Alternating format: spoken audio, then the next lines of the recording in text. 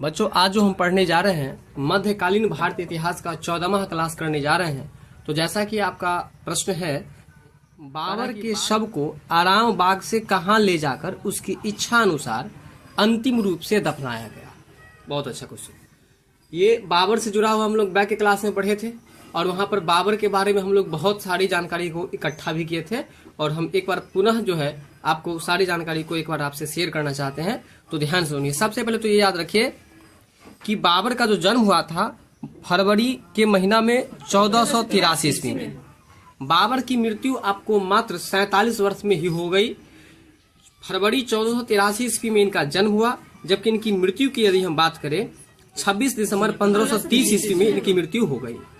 ये मात्र 47 है ना, हाँ, और 48 चढ़ गया था, मतलब 47 वर्ष के बाद 48 चढ़ गया था। इसलिए कुल मिलाकर के आंसर में या तो 47 होगा या 48 होगा, तो आप देख लीजिएगा।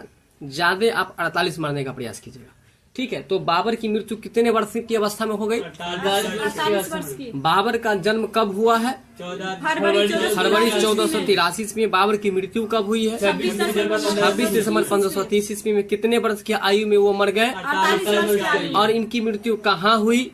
आगरा में। आगरा में मृत्यु होने के बाद इनके लाश को यानी कि शव को आगरा के आराम बाग में दफना दिया गया। तो दफनाने का मतलब हम आप लोगों को बताए थे, कमेंट्स करके बताइएगा, लेकिन आज हम इस क्लास में चर्चा कर ही देते हैं। दफनाने का मतलब होता है कि बॉडी को बांध छान करके मिट्टी में डाल देना, उसको मिट्टी के अंदर में दबा देना, मिट्टी को खोद करके उसको दबा देना, आग से जलाना नहीं, उसको केवल दबा देना। तो बाद में ये पता चला कि बाबर जो है अपने बारे में ये कहे थे कि हमको आप फलाने जगह पर जो है दफनाइएगा। इसलिए उनको आराम बाग में दफनाने के बाद उनके बॉडी को उखाड़ करके फिर कहाँ ले जाया गया? तो याद रखिएगा कि काबुल ले जाया गया। कहाँ ले जाया गया? काबुल। उसको उखाड़ करके फिर कहाँ ले जाया गया? काबुल ले गया। और काबुल किसकी राजधानी है? हम ये चर्चा कर ही दिए थे आपको। एक बार पुनः बाबर से जुड़ा हुआ जो महत्वपूर्ण, तो बाबर मुगल वंश के संस्थापक थे। बाबर के पिताजी का नाम उमर शेख मिर्जा, बाबर की माता जी का नाम कुतुलुब निगार, ठीक है। इसके बाद जो है बाबर की पिताजी फरगना के शासक थे। बाबर भी जब राजा बने और वो भी मात्र 12 वर्ष की अवस्था में, है कि नहीं, तो वो जो है सो फरगना के ही राजा बनते हैं, ठीक है। बाबर में जो है सो आपको बाघ के जैसे पराक्रमी और निर्भीकता का गुण पाया गया, जिसके कारण से उसका नाम बाबर रखा गया, ठीक है ना। बाघ की तुलना की गई है, बाबर की तुलना बाघ से की गई है, क्योंकि जिस तरह से बाघ निर्भीक होता है, किसी से डरता नहीं है, ठीक उसी तरह से बाबर भी किसी से डरने वाला नहीं था, जिस कारण से उनको बाबर नाम रखा गया है। इसके बाद जो है बाबर बादशाह की उपाधि धारण जो किए थे 1507 ईस्वी में, वहीं 1504 ईस्वी में जो है वह काबुल को जीत लिया था। यहाँ तक बात क्लियर है जी, ठीक है। चलिए, बाबर के मृत्यु से संबंधित आइए हम आज का बाबर बाद में बाबर के शव को आराम बाग से कहां पर ले जाया गया? तो इनके शव को जो है काबुल ले जाया गया। और काबुल जो है वह अफगानिस्तान की राजधानी है। काबुल किसकी राजधानी है? अफगानिस्तान की राजधानी है ना, अफगानिस्तान की राजधानी है। तो अगर आपसे पूछेगा कि बाबर को दफनाने का इच्छा शक्ति कहाँ था, तो आप क्या कहिएगा? काबुल में। बाबर को दफनाने का अपने जो मृत्यु हो जाने के बाद जो बॉडी था उनका, लाश को कहाँ पर दफनाने का इच्छा था? काबुल में। जबकि इससे पहले कहाँ दफनाया गया था? आगरा के आराम बाग में। बात यहाँ तक क्लियर है? चलिए आगे है कि बाबर का उत्तराधिकारी कौन हुआ? तो ये तो आप लोग बहुत पुराने समय से, प्राचीन समय से पढ़ते आ रहे हैं कि बाबर का उत्तराधिकारी जो है हुमायूं हुआ। कौन हुआ? हुमायूं। यानी कि बाबर जो है, बाबर के पुत्र का नाम हुमायूं था। बाबर के पुत्र का नाम हुमायूं, और हुमायूं के पिताजी का नाम बाबर। बात क्लियर है? आगे है कि हुमायूं जो बाबर का सबसे बड़ा पुत्र था। हुमायूं जो था वह बाबर का सबसे बड़ा पुत्र था। और उनका जन्म जो हुआ है, कब हुआ है और कहाँ हुआ है, यह आपसे पूछा जा रहा है, ठीक है। यानी कि किसके बारे में आपसे पूछा जा रहा है? हुमायूं के बारे में। हुमायूं जो है बाबर का सबसे बड़ा बेटा था, एक प्रश्न यहाँ से भी बन रहा है कि बाबर के सबसे बड़े पुत्र का नाम क्या था? हुमायूं था। और इस हुमायूं का जन्म कब हुआ है? तो 6 मार्च 1560 ईस्वी को। इनका जन्म कब हुआ है? बाबर का जन्म कब हुआ है? 6 मार्च 1560। हाँ सॉरी, हुमायूं का जन्म कब हुआ है? 6 मार्च 1560 ईस्वी को। और बाबर का हुमायूं का जो जन्म हुआ है वो कहाँ हुआ है? काबुल में। हुमायूं का जन्म कहाँ पर हुआ है? काबुल में हुआ है। ठीक है ना। तो याद रखिएगा कि बाबर के समय से ही आपको काबुल का रिश्ता है कि नहीं। इसलिए जो है बाबर का जो बड़का बेटा था हुमायूं का जन्म भी कहाँ पर हुआ है? मतलब हुमायूं कहाँ की पैदाइश है? कहाँ का पैदाइश है? काबुल का पैदाइश है। और कब इनका पैदा हुआ है? तो 6 मार्च 1560 ईस्वी को। देखिए पैदा होता है 6 दिन के बाद छठियार होता है, इसलिए याद रखिएगा कि 6 मार्च को पैदा हुआ था कौन? हुमायूं। 6 मार्च को पैदा हुआ था कौन? हुमायूं। 6 मार्च को 1508 ईस्वी में हुमायूं पैदा हुआ था, जो कि कहाँ पर? काबुल किस देश की राजधानी है? चलिए, हुमायूं के बचपन का क्या नाम था? हुमायूं के बचपन का नाम आपको नासिरुद्दीन मोहम्मद हुमायूं। हुमायूं के बचपन का नाम क्या था? हुमायूं के बचपन का नाम नासिरुद्दीन मोहम्मद हुमायूं था। ठीक है यहाँ तक। हुमायूं के बचपन का क्या नाम था? नासिरुद्दीन मोहम्मद हुमायूं था। हुमायूं का जो राज्याभिषेक हुआ है वो आपको कब हुआ है? देखिए, हुमायूं का राज्याभिषेक आपको 29 दिसंबर 1530 ईस्वी को हुआ है। हुमायूं का राज्याभिषेक कब हुआ है? 29 दिसंबर 1530 ईस्वी को। और कितने वर्ष की अवस्था में हुआ है? तो याद रखिए कि 23 वर्ष की अवस्था में हुआ है। कहाँ हुआ है? तो आगरा में हुआ। कहाँ पर हुआ है? आगरा में। हुमायूं का राज्याभिषेक। देखिए, सबसे पहले हुमायूं का जन्म कहाँ हुआ? काबुल में हुआ। हुमायूं का जन्म कब हुआ? 6 मार्च 1560 ईस्वी को हुआ। और हुमायूं राजा कब बना, ये आपसे पूछा जा रहा है। हुमायूं का राजा बना है 29 दिसंबर 1530 ईस्वी में बना है। और हुमायूं जो है आपको कितने वर्ष की अवस्था में ये राजा बना? तो याद रखिएगा कितने वर्ष की अवस्था में? 23 वर्ष की अवस्था में। बात समझ रहे हो? कहाँ पर ये राजा बना? आगरा में। हुमायूं कहाँ पर राजा बना? आगरा में। और कब बना? 29 दिसंबर 1530 ईस्वी को। कब बना है? 29 दिसंबर 1530 ईस्वी को बना है। कितने वर्ष की अवस्था में बना है?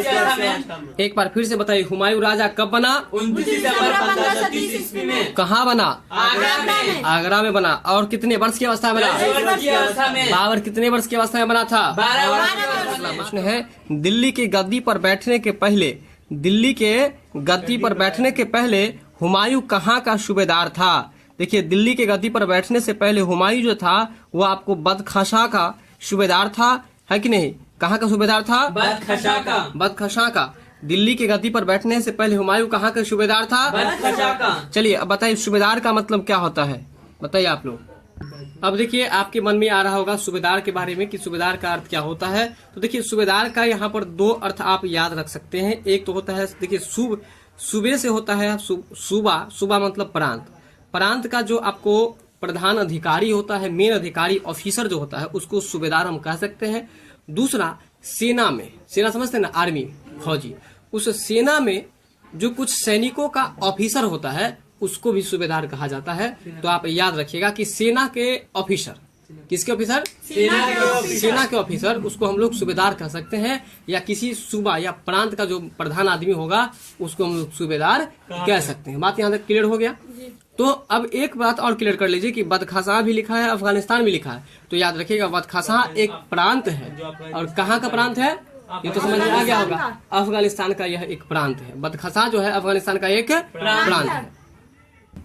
अगला प्रश्न है, बादशाह बनने के बाद, क्या बनने के बाद? बादशाह बनने के बाद हुमायूं ने अपने राज्य का बंटवारा किसके निर्देश के अनुसार कर दिया? बात समझिएगा। सबसे पहले समझिए कि हुमायूं के किसके? हुमायूं जो कि बाबर का सबसे बड़ा बेटा था। बाबर के सबसे बड़े पुत्र का नाम हुमायूं। अब यहाँ पर क्या कर रहा है कि बादशाह बनने के बाद हुमायूं ने, यहाँ बादशाह कौन बन रहा है? हुमायूं बन रहा है। बादशाह बनने के बाद हुमायूं ने अपने राज्य का बंटवारा, ध्यान दीजिएगा, प्रश्न को समझिएगा। बादशाह कौन बन रहा है? हुमायूं। और हुमायूं बादशाह बनने के बाद अपने राज्य का बंटवारा किसके निर्देश के अनुसार कर दिया? तो वह बाबर के निर्देश के अनुसार कर दिया। यानी कि बहुत ही अच्छा आदमी था हुमायूं, क्योंकि अपने पिताजी के हिसाब से वो हिस्सा बराबर करते हुए सभी भाई के बीच में जो है उसको क्या कर दिया, बंटवारा कर दिया। ठीक है, तो हुमायूं किसके कहने पर अपने राज का बंटवारा किया, अपने पिता के कहने पर, और उनके पिताजी का नाम बाबर था। चलिए अगला प्रश्न है, बादशाह बनने के बाद हुमायूं का पहला महत्वपूर्ण युद्ध कौन सा था? जब हुमायूं बादशाह बन गया, राजा बन गया, तो इसका पहला जो महत्वपूर्ण युद्ध था वो किसके साथ हुआ था, ये आपसे पूछ रहा है। वो हुआ था आपको शेर खां के साथ। किसके साथ हुआ था?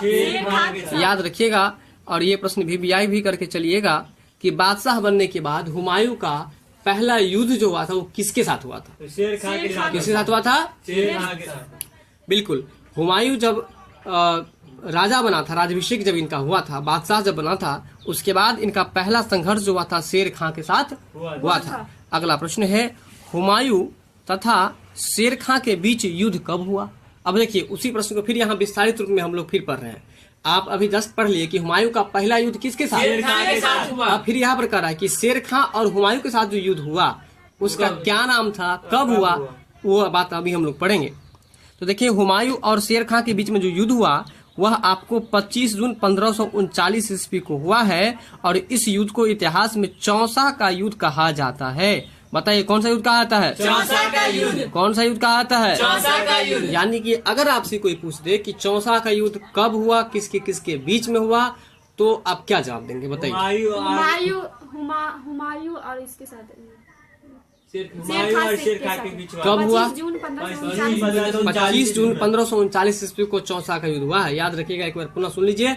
चौसा का युद्ध 25 जून 1539 ईस्वी को हुमायूं और शेर खां के बीच में हुआ। हुमायूं के बादशाह बनने के बाद सबसे पहला संघर्ष शेर खां से ही हुआ। आपका अगला प्रश्न है कि चौसा का जो युद्ध हुआ, चौसा के युद्ध के बाद हुमायूं का शेर खां से अगला मुकाबला कब हुआ?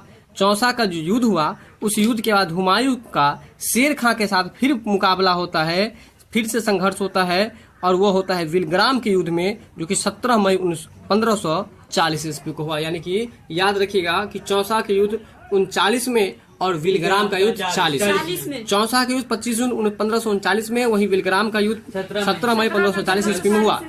चौसा के युद्ध जो है उसके बाद हुमायूं का शेर खां से अगला मुकाबला कब हुआ?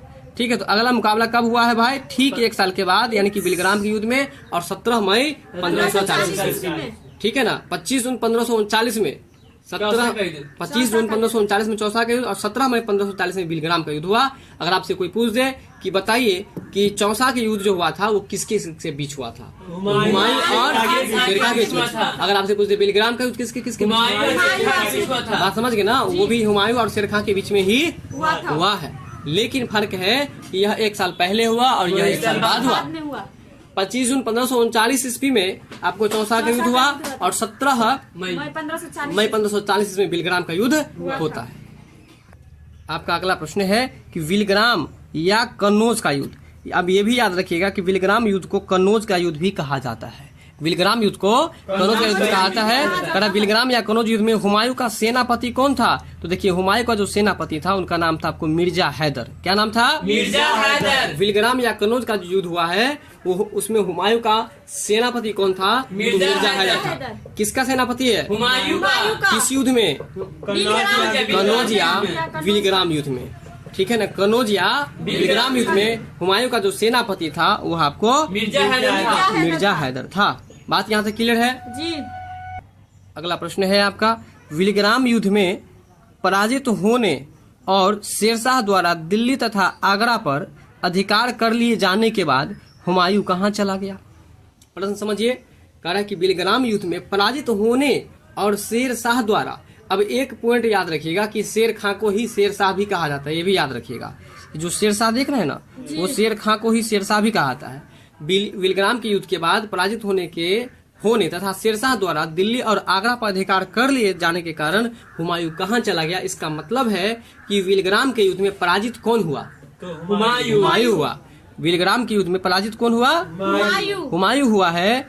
और उसके बाद बेचारा वहाँ से अपना दुम दबा करके कहाँ पर भाग गया? सीधा सीधा चला गया सिंध में। सीधा सीधा कहाँ चला गया? सिंध में। एक बार प्रश्न फिर से समझिए कि बिलग्राम युद्ध में पराजित होने और शेरशाह द्वारा दिल्ली और आगरा पर अधिकार कर लेने के कारण से, है ना, हुमायूं कहाँ भाग गया, कहाँ चला गया? सिंध। और सिंध कहाँ है? पाकिस्तान में। सिंध कहाँ है? पाकिस्तान में। इसी सिंध पर मोहम्मद बिन कासिम सबसे पहले आक्रमण किया था, है ना, ये जो कि एक अरब यात्री थे। क्लियर है यहाँ तक? चलिए तो बताइए कि बिलग्राम का जो युद्ध हुआ है, बिलग्राम युद्ध को और क्या नाम दिया गया? कन्नौज का युद्ध। सही बात है। और कन्नौज का ये जो युद्ध हुआ है कब हुआ है? 17 मई 1540। 17 मई 1540। चलिए, तो बिलग्राम युद्ध में पराजित कौन हुआ ये बताइए? हुमायूं को ना घुमा दिया। हुमायूं को क्या कर दिया? घुमा दिया। कहा कि तुम हार गया था, अब तुम चलिए जाओ, लौट के इधर नहीं आना है। कौन कहा? शेरशाह कहिए चाहे शेरखां कहिए, बात बराबर है। ठीक है यहाँ तक? तो बिलग्राम युद्ध में पराजित होने और शेरखां द्वारा दिल्ली और आगरा पर अधिकार कर लिए जाने के कारण से हुमायूं कहाँ चला गया? सिंध चला गया। अगला प्रश्न है, सिंध में किसकी सलाह पर हुमायूं पर्सिया या ईरान चला गया? सिंध में ये जो सिंध भी गया है ना, किसी के चढ़ाने बढ़ाने पर गया है। जानते हैं किसके चढ़ाने पर गया है? तो बैरम खां जो कि अकबर का संरक्षक था, उसके चढ़ाने पर ये चला गया। ठीक है ना? सिंध में किसकी सलाह पर हुमायूं पर्सिया चला गया? पर्सिया को ही ईरान भी कहा जाता है, ये भी याद रखिएगा। पर्सिया को ही ईरान भी कहा जाता है। तो पर्सिया या ईरान चला गया किसके कहने पर? बैरम खां के कहने पर। बैरम खां कौन था? अकबर का संरक्षक था। चलिए, तो पर्सिया जो है, आपको पर्सिया का नाम बदल करके क्या हो गया है? ईरान हो गया। ठीक है, तो पर्सिया ईरान बन गया। आइए, सिंध में किसकी सलाह पर हुमायूं ईरान भाग गया या पर्सिया भाग गया? बैरम खां की सलाह पर। आपका जो अगला प्रश्न है, इसको भी जरा समझने का प्रयास कीजिए। अगला प्रश्न है आपका, के निर्वासित जीवन के बाद मई 1555 ईस्वी में किस युद्ध में विजय के बाद संपूर्ण पंजाब पर हुमायूं का अधिकार हो गया? प्रश्न को समझने का प्रयास कीजिए। लगभग 15 वर्षों के निर्वासित जीवन के बाद, लगभग 15 वर्षों के निर्वासित जीवन के बाद मई 1555 ईस्वी में किस युद्ध में विजय के बाद संपूर्ण पंजाब पर हुमायूं का अधिकार हो गया? तो इसका राइट आंसर जो हो जाएगा मच्छीवार। क्या हो जाएगा? मच्छीवार। देखिए, निर्वासित का मतलब पहले समझ लीजिए, फिर आप आगे कुछ समझिएगा। निर्वासित का मतलब होता है जिसको देश से निकाल दिया जाता है, उसको कहता है निर्वासित। जिसको देश से निकाल दिया जाता है उसको क्या कहता है? निर्वासित। तो वही हुआ, हुमायूं को कौन भगा दिया था? वही शेरशाह भगा दिया था ना। कहा कि तुम सीधे चले जाओ, लौट करके नहीं आना। तो उसको देश से भगा दिया था, तो देश से ना छोड़ के चला गया था। देश छोड़ के कहाँ चला गया था? ये ईरान चला गया था। और ईरान का प्राचीन नाम पर्सिया। तो ये कह रहा है कि जब हुमायूं को देश से भगा दिया, उसके 15 वर्ष के बाद एक घटना होता है, और 15 वर्ष तक वह जो है युद्ध करने का एकदम प्रयास में जारी था। वो इंतजार कर रहा था राजनीति करने का कि हम कहाँ पर युद्ध करें और कहाँ पर जो है अपना जगह हम बनाए। बात समझ रहे हैं? लेकिन उसको क्या हुआ कि उसको मौका नहीं मिल रहा था। बात समझ रहे हैं कि नहीं समझ रहे हैं? मौका उसको नहीं मिल रहा था, लेकिन अंतो अंत तक वह मौका निकाल ही लिया और वह जो है पंजाब पर अधिकार कर लिया। बात समझे? घटना समझे कि नहीं समझे? चलिए, तो निर्वासित का मतलब समझ गए ना? वर्ड को ध्यान दीजिए। निर्वासित मतलब देश से निकाला हुआ। तो देश से निकाल दिया गया था हुमायूं को, लेकिन 15 वर्ष के अंदर में वो अपने आप को इतना मजबूत हो गया कि युद्ध करने के पूरे तैयार हो गया, और युद्ध भी किया और जीत भी गया, और पंजाब पर अधिकार भी कर लिया। तो अब प्रश्न समझ में आ जाएगा, ध्यान से देखिए। कह रहा है कि लगभग 15 वर्षों के निर्वासित जीवन के बाद मई 1555 ईस्वी में, कब की बात हो रही है? मई 1555 ईस्वी में किस युद्ध में विजय के बाद संपूर्ण पंजाब पर, मतलब पंजाब का थोड़ा मोड़ा हिस्सा भी नहीं, संपूर्ण पंजाब पर हुमायूं का अधिकार हो गया। ठीक है, तो किस युद्ध के? तो युद्ध का नाम है मच्छीवार युद्ध। कौन सा युद्ध है? मच्छीवार। और मच्छीवार युद्ध जो है, आपको मच्छीवार युद्ध कब हुआ है ये बताइए? 1555 मई 1555 ईस्वी में। और मच्छीवार युद्ध में विजय कौन हुआ है? तो हुमायूं हुआ है। ठीक है, और मच्छीवार युद्ध के बारे में जरा समझने का प्रयास कीजिए। देखिए, यहाँ जो आप देख रहे हैं मच्छीवार, ये इस युद्ध का नाम कभी कभी आपको मच्छीवारा का युद्ध भी दिखाई पड़ेगा। तो उसमें अंतर नहीं है, बात बराबर है। और याद रखिएगा कि मच्छीवाड़ा का युद्ध जो हुआ है 15 मई 1555 ईस्वी में हुआ है। कब हुआ है? 15 मई 1555 ईस्वी को। कब हुआ, जरा बोलिए इसको। मच्छीवाड़ा का युद्ध 15 मई 1555 ईस्वी को हुआ है। और यह युद्ध जो हुआ है आपको लुधियाना से लगभग 19 मील पूर्व सतलज नदी के किनारे स्थित मच्छीवाड़ा स्थान पर हुआ है, इसलिए उस युद्ध का नाम दे दिया गया मच्छीवाड़ा का युद्ध, है ना। मुगल बादशाह हुमायूं और अफगान सरदार नसीब खां एवं तातार खां के बीच हुआ था। याद रखिएगा कि मच्छीवाड़ा का युद्ध किसके बीच हुआ? तो हुमायूं के बीच में हुआ था, नसीब खां और तातार खां के बीच। किसके बीच? नसीब खां और तातार खां के बीच में हुआ, ठीक है। सॉरी, नसीब खां, तातार खां और हुमायूं के बीच में हुआ, जिसमें जीत गया कौन? हुमायूं जीत गया। इस संघर्ष का परिणाम हुमायूं के पक्ष में रहा, जिसके फलस्वरूप संपूर्ण पंजाब मुगलों के अधिकार में आ गया। बात समझे? तो बताइए कि मच्छीवाड़ा का युद्ध कहाँ हुआ? लुधियाना, पंजाब। कहाँ हुआ? पंजाब के लुधियाना में। लुधियाना पंजाब में पड़ता है, आपको बात समझे ना। लुधियाना जो है पंजाब का एक शहर है, बात समझ में आ रहा है। तो वही पंजाब के लुधियाना में ये युद्ध होता है। कौन सा युद्ध? मच्छीवाड़ा का युद्ध। मच्छीवाड़ा का युद्ध, ठीक है। कहीं कहीं पर इसका आपको मच्छीवाड़ भी देखने को मिलेगा, दोनों में अंतर नहीं है। अगली बात, यह युद्ध आपको सतलज नदी पर हुआ, ये भी याद रखिएगा। किस नदी पर हुआ है? सतलज नदी पर। ठीक है, तो एक बार बताइए कि मच्छीवाड़ा के युद्ध के बारे में क्या क्या जानते हैं आप लोग? 15 मई हुआ कहाँ हुआ? पंजाब के लुधियाना में हुआ है। मच्छीवाड़ा नामक स्थान पर हुआ है, सतलज नदी के किनारे पर यह युद्ध हुआ है। इसके साथ साथ यह युद्ध जो हुआ हुमायूं, नसीब खां और तातार खां के बीच में हुआ, जिसमें हुमायूं जीत गया। ठीक है, यहाँ तक कि मच्छीवाड़ युद्ध के बाद 22 जून 1555 ईस्वी को, देखिए 15 मई 1555 को ये युद्ध हुआ था, अभी मच्छीवाड़ का युद्ध।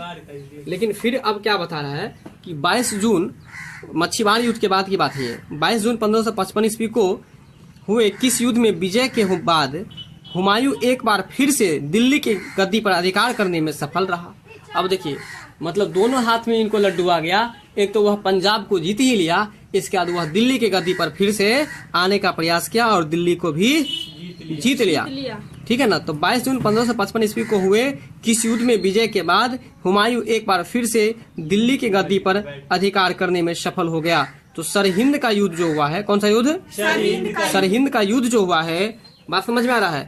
इसी युद्ध के बाद, है ना, इसी युद्ध में जो है हुमायूं दिल्ली की गद्दी को जीत लेता है और वहां पर अधिकार भी कर लेता है। तो अब याद रखिएगा कि सरहिंद का युद्ध कब हुआ।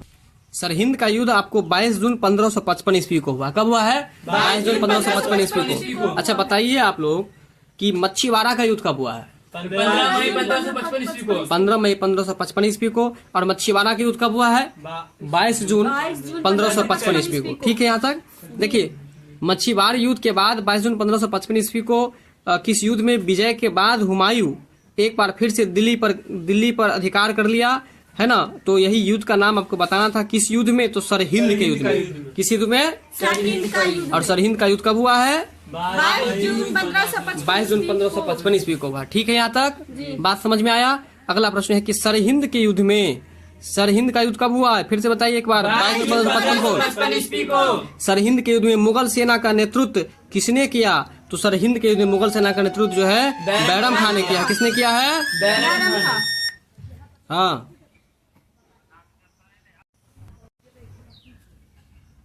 सरहिंद के युद्ध में मुगल सेना का नेतृत्व किसने किया? तो सरहिंद का युद्ध हुआ है आपको 22 जून 1555 ईस्वी को। और इस युद्ध में मुगल सेना का नेतृत्व किसने किया भाई? बैरम खान ने किया है। बैरम खान कौन था, आप बताएंगे? बैरम खान हुमायूं का अकबर का संरक्षक था। अकबर का संरक्षक था। सरहिंद के युद्ध में मुगल सेना का नेतृत्व आपको बैरम खां कर रहा था। ठीक है, यहाँ तक क्लियर है। इसका देखिए, सरहिंद के युद्ध में, किस युद्ध में? सरहिंद का युद्ध कब हुआ है बताओ तो? 22 जून 1555। 22 जून 1555 को। और सरहिंद के युद्ध में विजय होने के बाद किस तिथि के शुभ क्षणों में एक बार पुनः दिल्ली के गद्दी के तख्त पर हुमायूं को बैठने का सौभाग्य प्राप्त हुआ है? ये बात तो अभी आपको बता ही दिए हैं कि सरहिंद के युद्ध के बाद आपको हुमायूं दिल्ली की गद्दी को फिर से संभालने का काम किया है। ठीक है। सरहिंद के युद्ध में विजय के बाद की स्थिति को शुभ क्षणों में एक बार पुनः दिल्ली के तख्त पर हुमायूं को बैठने का सौभाग्य प्राप्त हुआ है। तो हुमायूं जो देखिए सीधा सीधा यहाँ पर ये कह रहा है कि सरहिंद के युद्ध के बाद हुमायूं जो दिल्ली की गद्दी पर बैठा है ना, वो आपको कब बैठा है, सीधा सीधा इतना ये कह रहा है आपको। तो हुमायूं को बैठने का जो सौभाग्य प्राप्त हुआ है 23 जुलाई 1555 ईस्वी को। सरहिंद का युद्ध हुआ है आपको 22 जून 1555 को, लेकिन जून के महीना में ये युद्ध हुआ। उसके बाद मामला सब शांत होते होते आपको 22 जून को हुआ था। और ठीक 22 से 22 आपको हो गया जो है 22 जून से 22 जुलाई एक महीना एक दिन के बाद जो है, यानी एक महीना के बाद अगला दिन जो बचता है 23 तारीख, उसी तारीख में जो है सो यह आपको वहां पर राज्याभिषेक कर लेता है। क्या कर लेता है? राज्याभिषेक का मतलब राजा बन गया वहां पर, दिल्ली गद्दी पर बैठ गया। ठीक है। तो बताइए कि हुमायूं एक बार पुनः जो है दिल्ली गद्दी पर कब बैठता है? 22 जुलाई 1555 और किस युद्ध के बाद? सरहिंद के युद्ध में ही आपको जब जीत होता है, उस जीत के बाद हुमायूं दिल्ली की गद्दी पर बैठ जाता। अगला प्रश्न है आपका कि हुमायूं की मृत्यु किस तिथि को, है ना, हुमायूं की मृत्यु किस तिथि को और किस भवन में स्थित पुस्तकालय की सीढ़ियों से गिरने के कारण हो गई? तो पहला बात तो ये याद रखिएगा कि हुमायूं की मृत्यु जो हुई थी वह आपको पुस्तकालय की सीढ़ियों से गिरने से हुई थी। पहला बात क्या याद रखिएगा? पुस्तकालय समझते हैं आप लोग कि नहीं? पुस्तकालय जिस रूम में पुस्तक रखा जाता है आपको, तो उसको पुस्तकालय कहते हैं। पुस्तकालय में देखिए बड़ा बड़ा किताब दुकान में सीढ़ी लगा हुआ होता है, या दवाई दुकान से भी देखिएगा, उसी सीढ़ी से बेचारा गिर गया और उसमें दब करके हुमायूं मर गया। बात समझ में आ रहा है? तो कहने का मतलब कि हुमायूं की मृत्यु किस तिथि को और किस भवन में, किस तिथि को और किस भवन में, है ना, स्थित पुस्तकालय की सीढ़ियों से गिरने के कारण हो गई? तो 24 जनवरी 1556 ईस्वी को, 24 जनवरी 1556 ईस्वी को जो है दीन पनाह, ठीक है ना, दीन पनाह भवन में, किस भवन में? दीन पनाह भवन में 24 जनवरी 1556 ईस्वी को इनकी मृत्यु सीढ़ी से गिर करके हो गई। बात समझे कि नहीं समझे? जल्दी बताइए। हुमायूं की मृत्यु किस तिथि को हो गई? 24 जनवरी 1556 ईस्वी को। किस तिथि को हुई है? 24 जनवरी। हुमायूं की मृत्यु 24 जनवरी 1556 ईस्वी को हुई है। और इनकी मृत्यु जो हुई है आपको किस भवन में? दीन पनाह भवन में जो है पुस्तकालय की सीढ़ी से गिरने से इनकी मृत्यु हो गई। अगर आपसे पूछे कि हुमायूं की मृत्यु कैसी हुई तो आप क्या कहिएगा? हम कह रहे हैं कैसे हुई, तो सीधा इतना कहिए कि पुस्तकालय में लगी हुई सीढ़ियों पर चढ़े होने के कारण और उस पर से गिरने के कारण से इनकी मृत्यु हो गई। कब हुई? 24 जनवरी 1556 ईस्वी को, जनवरी के महीना में, ठंडा का महीना था। 24 जनवरी 1556 को इसकी मृत्यु हो गई है बेचारा को दीन पनाह में।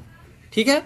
चलिए अगला प्रश्न है कि मृत्यु के पहले हुमायूं ने, जब वो मरने वाले थे उसके पहले हुमायूं ने अपने उत्तराधिकारी के रूप में किसको घोषित किया? तो याद रखिएगा कि अकबर को घोषित किया गया। यानी कि अकबर के बेटा का क्या नाम था? बताइए। हुमायूं के बेटा का क्या नाम था? अकबर। और वो अकबर राजा बन जाता है हुमायूं के मृत्यु होने के बाद। यानी कि हुमायूं पहले ही घोषित कर दिया था कि अगर जो हम मर जाएंगे ना तो यहाँ का राजा किसको बनाना? अकबर को बनाना। यानी कि हुमायूं के बेटा का नाम क्या था? अकबर। और अकबर के पिताजी का क्या नाम था?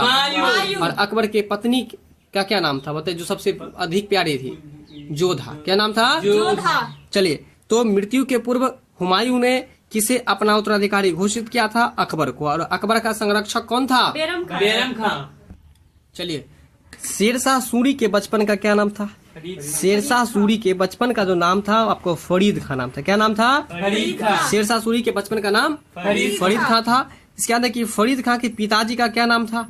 यानी कि शेरशाह के पिताजी का क्या नाम था? हसन खां। क्या नाम था? हसन खां। बिल्कुल। देखिए, फरीद खां के पिताजी का नाम हसन खां था। ठीक है। फरीद खां कौन था? तो शेरशाह का दूसरा नाम था। शेरशाह का बचपन का नाम था। शेरशाह का दूसरा नाम था या बचपन का नाम था। और फरीद खां के पिताजी का क्या नाम था? हसन खां। ठीक है। फरीद खां के पिताजी का नाम हसन खां था। अगला प्रश्न है कि एक बार शिकार करते समय, है ना, एक बार शिकार करते समय फरीद खां ने एक शेर को, तब देखिए यहाँ पर शेर खां इसको क्यों कहा गया? शेरशाह को शेर खां क्यों कहा गया समझिए। एक बार शिकार करते समय फरीद खां ने एक शेर को तलवार के एक ही वार से मार दिया। उसकी इस बहादुरी से प्रसन्न होकर किसने उसे शेर खां की उपाधि से सम्मानित किया।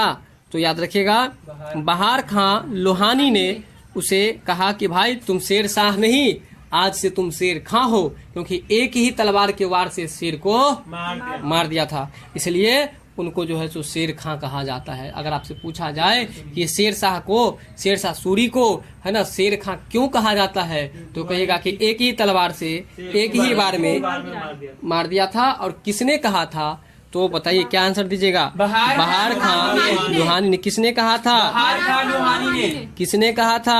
लोहानी ने आपको कहा था। ठीक है, अगला प्रश्न है कि शेर खां का पहला महत्वपूर्ण संघर्ष कब हुआ? तो शेर खां का पहला महत्वपूर्ण संघर्ष 1539 में, जो कि कौन सा युद्ध हुआ था 1539 में, बताइए। चौसा का युद्ध। किसके किसके बीच में हुआ था? हुमायूं और शेरशाह के बीच में हुआ था। तो वही बात यहाँ पर आ गया। शेर खां का पहला महत्वपूर्ण संघर्ष जो था वो आपको चौसा का युद्ध था। और किसके बीच हुआ था? हुमायूं और शेर खां के बीच में हुआ था। कब हुआ था? तो 1539 में। इसमें हम लोग 3 प्रश्नों को सीखे हैं। 25 जून 1539। ठीक है यहाँ तक? चलिए, बिल्कुल। तो सही बात बताया आप लोग कि चौसा का जो युद्ध हुआ है वो 25 जून 1539 को हुआ है।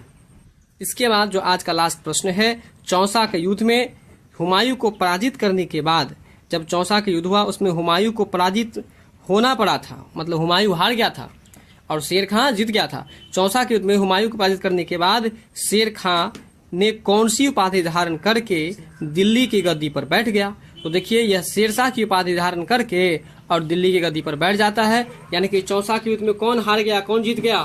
शेरशाह जीत गया। शेरशाह जीत गया, हुमायूं हार गया। और जब शेरशाह जीत गया तो वो क्या किया? शेर खां की उपाधि से वह दिल्ली की गद्दी पर बैठ गया। शेरशाह की उपाधि से शेर खां ने शेरशाह की उपाधि से दिल्ली की गद्दी पर बैठ गया। ठीक है, वीडियो पसंद आया हो तो लाइक शेयर सब्सक्राइब जरूर कीजिएगा।